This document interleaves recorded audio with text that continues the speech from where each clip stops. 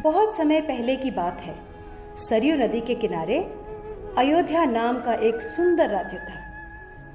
अयोध्या के राजा थे राजा दशरथ। उनकी 3 रानियां और 4 पुत्र थे, राम, लक्ष्मण, भरत और शत्रुघ्न। जब राजा दशरथ ने राम को राजा बनाने की घोषणा की, तब सभी लोग बहुत खुश हुए, लेकिन रानी कैकेयी खुश नहीं थी।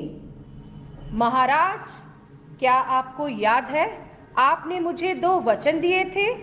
आज उन वचनों को पूरा करने का समय आ गया है। मेरा पुत्र भरत राजा बने और राम 14 वर्ष के वनवास को जाए। राजा दशरथ की आज्ञा पाकर राम और लक्ष्मण सीता के साथ 14 वर्ष के वनवास के लिए चले गए। पंचवटी में सीता माता ने एक सुनहरे रंग के मृग को देखा। रंग सुनहरा, मृग अति सुंदर, सीता मन को भाए, कोई जाए इस मृग को अति शीघ्र ले आए। सीता माता की इस बात को सुनकर श्री राम मृग की खोज में जंगल की ओर निकल गए। बहुत देर हो गई, प्रभु राम अभी तक लौटे नहीं। लक्ष्मण, लक्ष्मण, हे सीते, हे सीते। लक्ष्मण, लक्ष्मण देखो, प्रभु तुम्हें अपनी सहायता के लिए पुकार रहे हैं। हे माते, ये मुझे किसी मायावी शक्ति का कार्य लग रहा है। आप चिंतित ना हो, भैया जल्दी घर लौट आएंगे। नहीं लक्ष्मण, मेरी आज्ञा का पालन करो। जाओ, प्रभु को तुम्हारी सहायता की आवश्यकता है। ठीक है माते, किंतु आप इस लक्ष्मण रेखा को पार नहीं करना।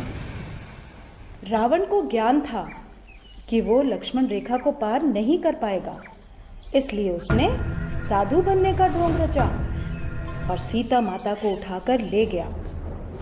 भिक्षाम देहि, भिक्षाम देहि। हे मुनिवर, भिक्षा स्वीकार कीजिए। हे देवी, एक साधु का इतना अनादर, घर के द्वार से ही भिक्षा देकर भेजना चाहती हो। जाओ, नहीं चाहिए तुम्हारी भिक्षा। नहीं नहीं मुनिवर, रुकिए, मैं आती हूँ।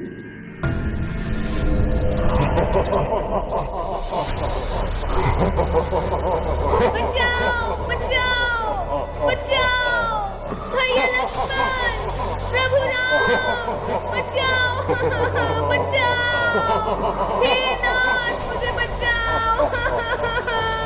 यह धर्मी पापी रावण मुझे उठाकर ले जा रहा है, बचाओ। श्री राम, लक्ष्मण और हनुमान ने लंका पर चढ़ाई कर दी और राम और रावण का युद्ध हुआ, जिसमें श्री राम विजयी हुए।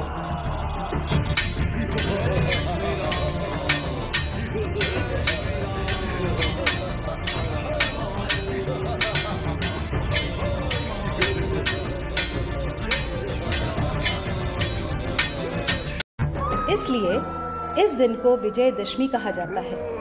यह त्योहार बुराई पर अच्छाई की जीत का प्रतीक माना जाता है।